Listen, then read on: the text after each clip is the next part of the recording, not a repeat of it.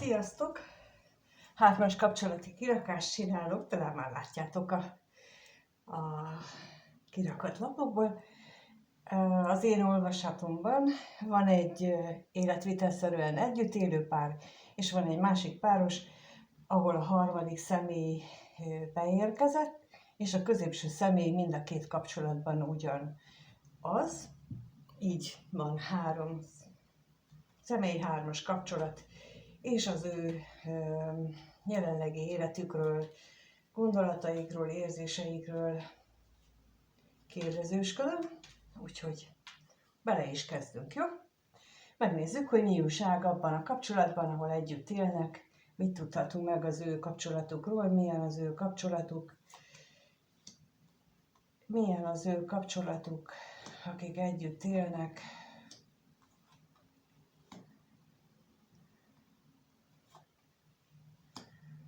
Úgy látom, hogy nekik valószínűleg nem csak a hűséggel van problémájuk, hanem az anyagiakkal is. Bár időnként valami pozitív történik, amikor jön valami váratlan kis bevétel, kis szerencse az életükben, viszont összességében állandó anyagi problémákkal küzdenek. Na, megnézzük, mit jelent itt ez a kevés pénz.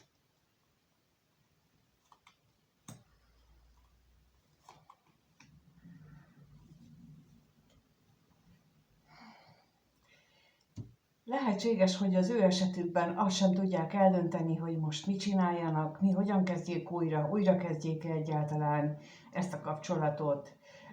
Valószínűsítem, hogy kiderültek itt a dolgok, és tulajdonképpen itt a dilemma ezen is van, hogy most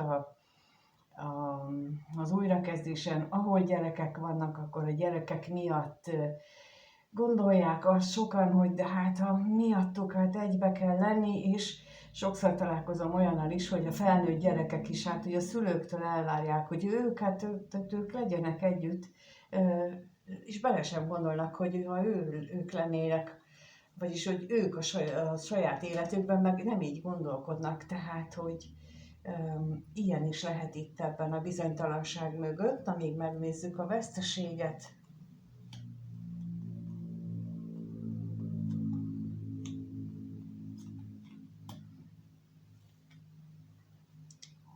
Igen, itt a háttérben az is, azok a félelmek, az ismeretlentől való félelem, és attól, hogy kit és hogyan bántanak meg,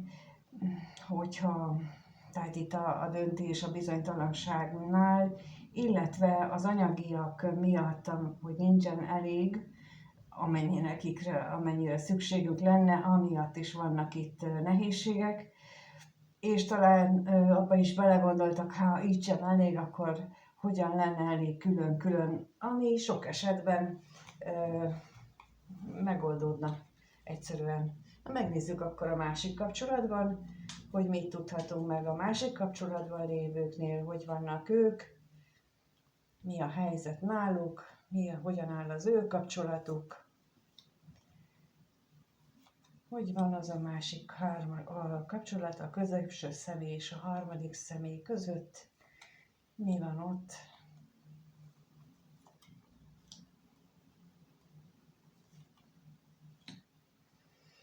Ebben a kapcsolatban úgy látom, hogy a harmadik személy az, aki jobban szenved, az, aki nehezen viseli ezt a szituációt, bár látszik, hogy itt az elköteleződés egymás iránt megvan, ugyanakkor az is nyilvánvaló, hogy ez egy nem felvállalt kapcsolat, és tulajdonképpen ebben az esetben az is kitűnik, hogy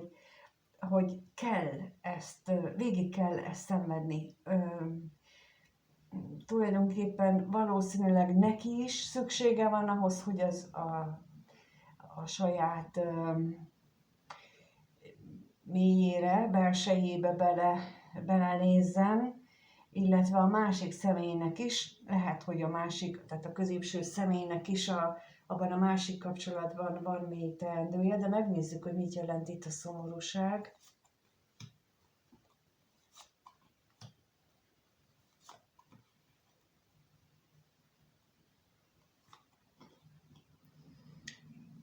Leginkább úgy látom, a harmadik személy azon aggódik, hogy mi van a másik kapcsolatban, mit csinálnak, hogy élnek. Döntés, lesz-e már döntés az iránt, hogy vállás vagy nem vállás, hogy mi történik ott, tehát emiatt van benne ez a szomorúság. Na nézzük itt a tolvajt.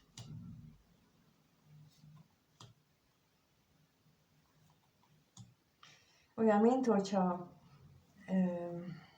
úgy látszik, és itt hangsúlyozom, hogy látszik, mert nem az van a háttérben valójában, úgy látszik, minthogyha itt a találkozások ritkulásával, vagy éppen szünetelésével ez a kapcsolat, maga a kapcsolat hátra lenne hagyva, viszont, mert hogy távolságtartás is lehet közöttük, viszont egyáltalán nem erről van szó, sokkal inkább arról, amit mondtam az előbb, hogy nekik ilyen tanulási időszakuk van, mind a kettőnek tanulni kell azt, hogy milyen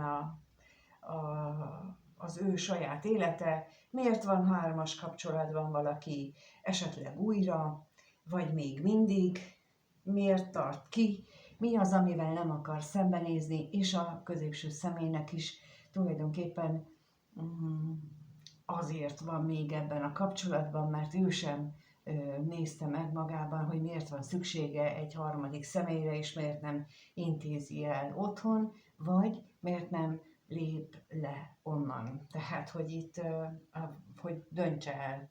Ez bizony a felnőttség jele, hogy valaki tud-e dönteni határozottan, igazából, és nem csak így virtuálisan, nem csak így kifejezve szavakkal, hanem valóságban is. Na megnézzük egyébként akkor, hogy az együtt élő páros hogyan gondol egymásra. Kettőt kérek szépen. Mit gondol a társ, az együtt élő társ a középső szeméről? Ezt kérdezem. Mit gondol a társ a középsőről és a középső a társról? Hát a társ még értékesnek tartja, és itt kifejezetten az anyagiak miatt tartja értékesnek a középső személy, tehát hogy ellátja őket azzal a mennyiségű pénzzel, amennyivel, bár ez nem biztos, hogy, mint ahogy az előbb is látszott, nem biztos, hogy elég. Lehet, hogy időnként ad, időnként nem, vagy időnként jön bevétele, időnként nem, időnként dolgozik, időnként nem. Tehát, hogy így ilyen rapszodikus lehet ez a pénzfolyam. Na nézzük a pénzt, hogy arról mit tudhatunk meg.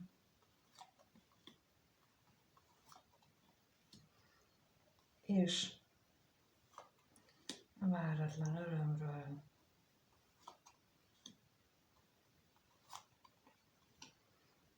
Hát itt úgy tűnik, nem csak a pénzfolyamnak a rapszodikussága miatt vannak problémák, bár amiatt veszekedések is vannak rendesen, hanem itt a lelkiekben is már sérült a társ. Tehát úgy érzi, hogy a középső személy, vagy úgy gondolja, hogy a középső személy így lelkileg sem kapcsolódik már hozzá, pedig ő azért szeretné. Tehát, hogy itt, ezt nem tudom eldönteni, egy minden esetben más lehet, hogy mennyire a pénz miatt szeretné ezt a lelki kapcsolódást, vagy mennyire miatt a megszokás miatt, hogy ő tudta lelkileg befolyásolni, vagy lelkileg hatással tudott rá lenni, hogy a kettő közül kinél melyik az igaz, azt igazából innen nem látom. De megnézzük akkor, hogy a középső személy mit gondol a társáról. Féltékenynek látja. Na nézzük, mi ez a féltékenység.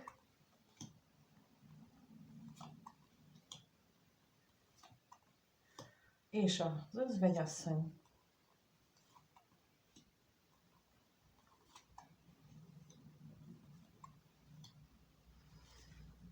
Elképzelhető, hogy ugye az előbb már látszott, hogy ők nem nagyon találkoznak. És a középső személy talán meg is mondta, hogy az már a múlt, hogy az már maga mögött hagyta, ennek ellenére azt tapasztalja, hogy a társa mégis féltékeny, állandóan előhozza, állandóan ezt vágja mondjuk így a fejéhez, de úgy látom, hogy ezt a középső személy legalábbis így gondolja, és lehet, hogy ez is itt van a háttérben, tehát amit mutatnak itt, hogy érzelmek és vágyak vannak, vagy hát lennének a középső személy iránt. Lehet, hogy van itt érzelem, de mint mondtam, ott azért az anyagiak is jelentősen befolyásolják, illetve még a birtoklás. Tehát amikor a féltékenység megjelenik, akkor ott a birtoklás van, tehát olyan, mint a birtokvesztés az, amit ő tulajdonképpen amiért itt haragszik, amiért ő dühöng, ez nem szeretet. Tehát ahol féltékenység van, ott nincs szeretet, ez minden híreszteléssel ellentétesen. A féltékenység az nem a szeretetből fakad, tehát akiben féltékenység van, annak semmi köze nincs szeretethez. Azt az egónak nevezett valami hozza létre bennünk, és arról hisszük azt, hogy az érzés, de nem az. Na megnézzük azt, hogy mi a helyzet a másik kapcsolatban, ők hogyan gondolkodnak egymásról, itt is kettőt kérek, először a középső személy mit gondol a harmadik személyről, és a harmadik személy mit gondol a középsőről. Érdekes. Itt azt gondolja a középső személy, hogy már nem is vár rá, itt a harmadik személy, itt már biztosan tovább lépett, tovább állt. Nézzük akkor a hűséget.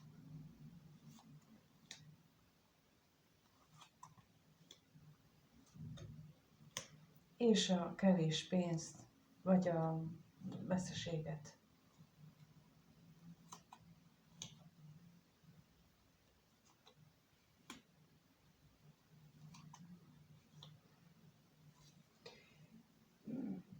Nem biztos, hogy beszéltek erről, vagy mostanában nem biztos, hogy szóba került ez a dolog egyáltalán, de az látszik a középső személynél, hogy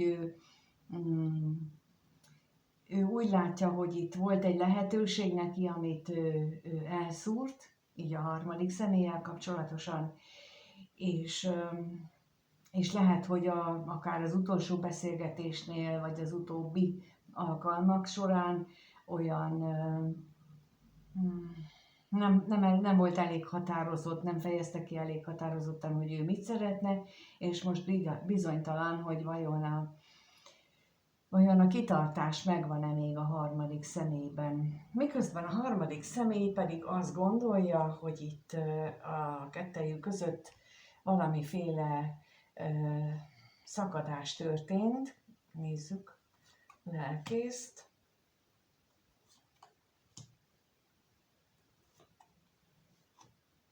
És a halált is.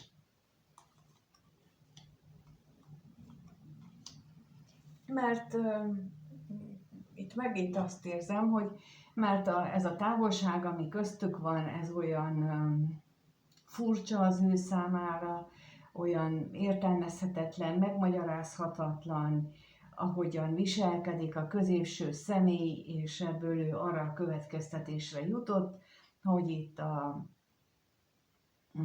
középső személy tulajdonképpen így lelkileg is eltávolodott, nem csak a fizikai szinten, és lehet, hogy magányos, és lehet, hogy nem jól érzi magát, mégis eltávolodott.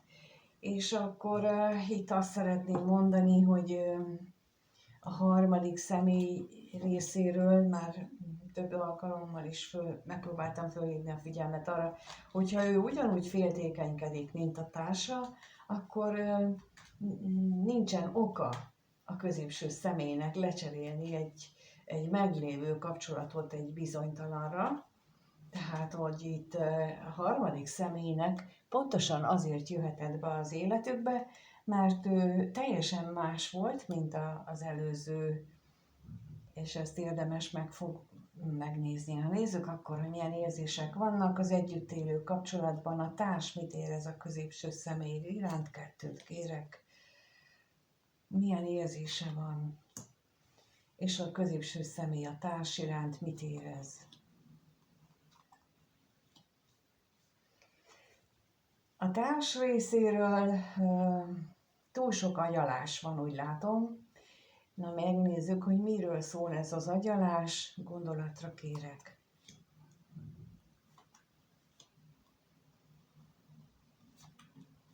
És a vágyra, a betegségre is.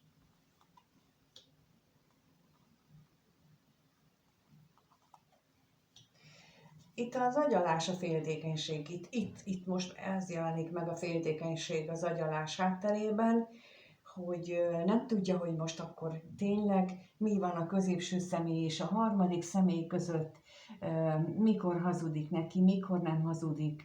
Szeretné, hogyha itt valami változás lenne, jó lenne, ha végre itt az érzések már tisztázódnának a középső személyben is, de magában, saját magában sem tudja eldönteni, hogy ő mit akar. Úgy látom, itt benne is vannak ezek a bizonytalanságok, úgyhogy leginkább ez az, amit lehet látni a társ részéről. Hát a középső személy meg a társával kapcsolatosan semmilyen vágyat nem érez. Semmit. Na nézzük akkor a vágyat. Semmit.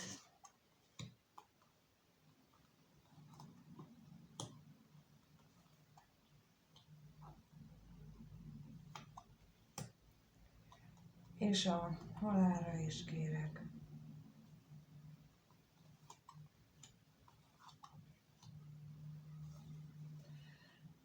A kötelesség tartja itt, ebben a kapcsolatban, főleg abban az esetben, hogyha ez egy törvényesített kapcsolat, és nem csak egy együttélős, ott egészen biztosan nagyon nagy kötőereje van. Ahol együtt élnek csak, ott is, de ahol törvényesítve van, ott pedig szinte 99%-os kötőereje van ennek a úgymond elköteleződésnek. Annak ellenére nincsen, semmit nem érez a társa iránt vágy szinten, szeretné azt a harmadik személy felé menni, de úgy látom, hogy ő úgy döntött, hogy az most talomba tette, vagy be is fejezte. Az nem látszik mondjuk itt, hogy befejezte, de legalábbis egyelőre azzal nem szeretne foglalkozni.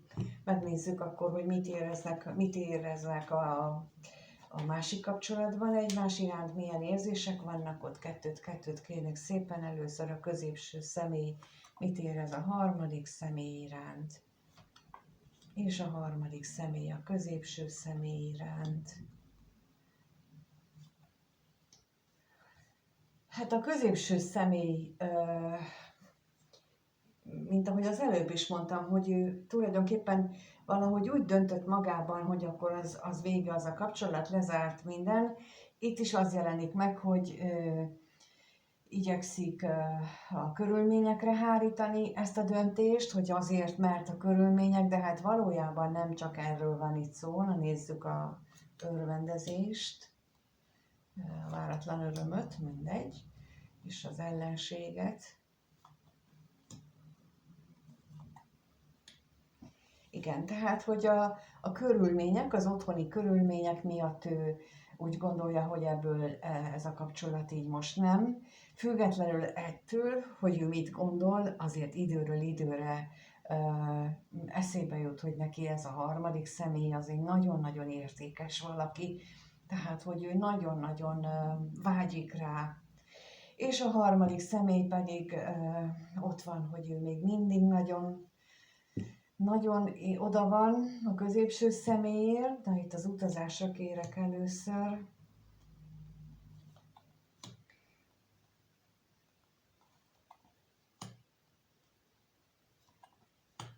És a szerelemre is.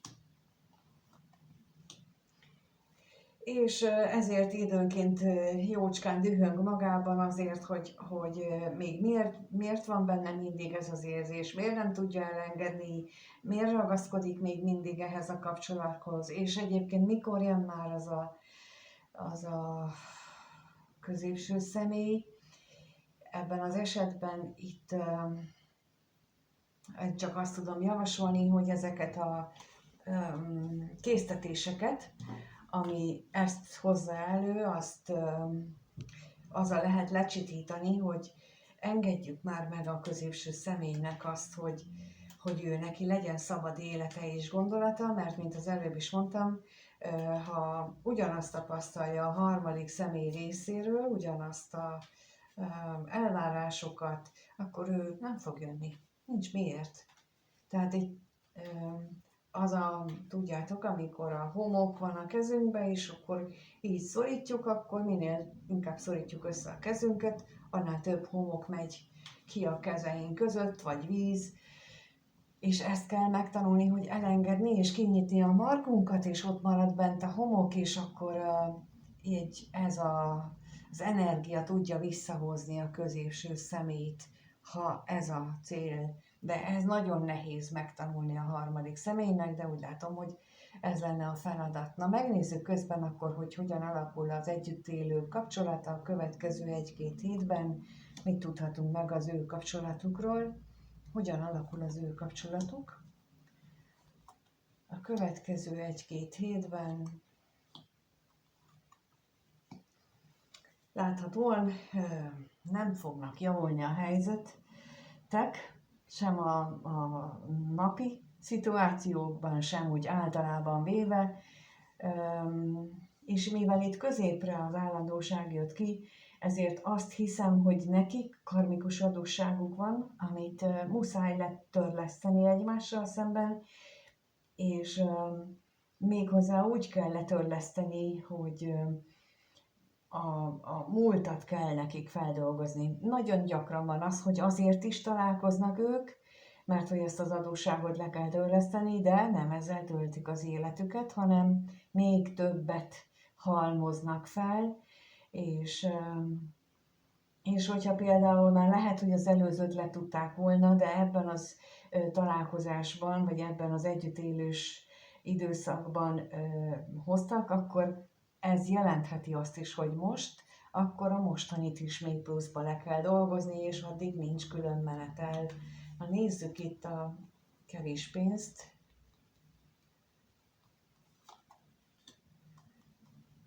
Mit tudhatunk meg erről?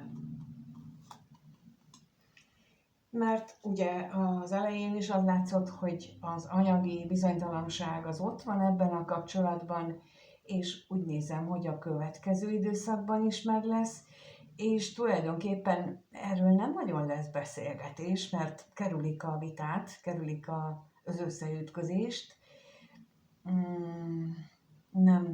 Nem túl jó, ez csak időhúzásra való. Na, nézzük még a gondolatot.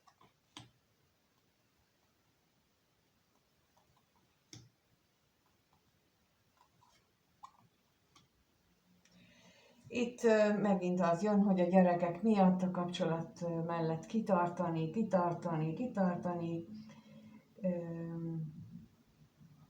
Nem látok arra esélyt, hogy a jelenlegi szituációhoz képest nagy változás lenne a következő időszakban, és akkor arra meg a videó elején egy kicsit többet mondtam, hogy mi van most.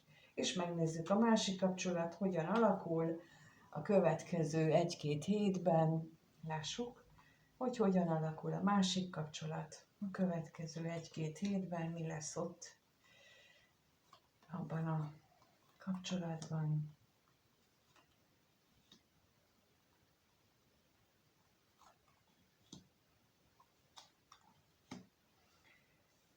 úgy látom, hogy a középső személy itt sok gondolata lesz saját magában, saját magával kapcsolatban, az életével összefüggésben, és néhány dolgot megért, és néhány dolgot fel is dolgoz, és olyan, mintha megengedné magának azt, hogy ő szeressen, bár tudja, hogy vannak akadályozó tényezők. Na nézzük a halált, hogy az mit jelent itt. Mi az, amit ő átgondol, mert hogy megint csak látszik, hogy átgondol. A múltját gondolja át, a gyerekeket, és az, hogy hát bizony ott történtek hülyeségek, mondjuk így, történtek olyan dolgok, amik értelmetlenek voltak, logikátlanok voltak, hazugság is lehetett benne, tehát hazugságon alapuló, egyeseknél ugye, hogy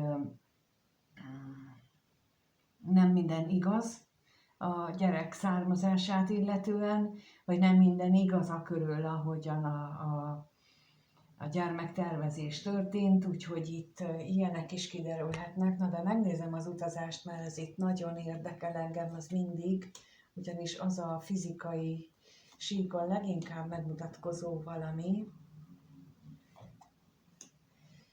Megmarad itt továbbra is nagyon is erőteljesen a kommunikációs csönd ebben a kapcsolatban. Nem nagyon akar beszélni.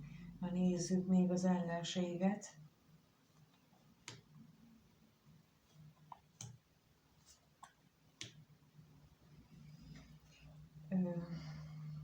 Talán azért is, mert hogyha itt a középső személyt nézzük továbbra is, tehát hogy ő azért nem akar beszélni, mint ahogy mondtam, hogy lehet, hogy ráébredő néhány dologra, de még nem eléggé, nem tudja ezt még úgy feldolgozni magában, ahogyan arra szükség lenne. Hiába vannak reményei, hiába vannak érzései, és ilyen ebben az esetben, ahogy már mondtam, itt a harmadik személynek nagyon is meg az lenne a jó, hogyha megengedné, hogy időt adna a középső személynek, és közben nem várna, hogy jaj, mikor jön már, szóval ezt itt nem, mert azzal nem segítünk a másiknak, mert ugye ennek a elvárásnak az energiája átmegy, még ha nem beszélünk akkor is. És az nem azt jelenti, hogy elengedtem a másikat, hanem attól ugyanúgy megvan az elvárás energia, és ő ezt érzékeli. És ezért nem tudnak haladni a dolgok, és nem nagyon látszik, hogy itt sem, hogy ilyen jelentős változás fog történni az eddigiekhez képest. Úgyhogy most ennyit tudtam mondani. Köszönöm, hogy itt vagytok, és megnézitek ezt a videót. Ez most ilyen lett. Köszönöm a lájkot, a feliratkozást, a kommentet. Ha egyéniben szeretnétek jönni, hogy nézzük meg a ti helyzeteteket, hogy áll, hogy ilyen-e, vagy más, akkor a leírásban megtaláljátok az elérhetőségemet, és ott tudunk beszélni, ott meg tudjuk beszélni, hogy mikor, hogyan. Úgyhogy mindenkit várok szeretettel, és mindenkinek minden jót kívánok a következő időszakra. Sziasztok!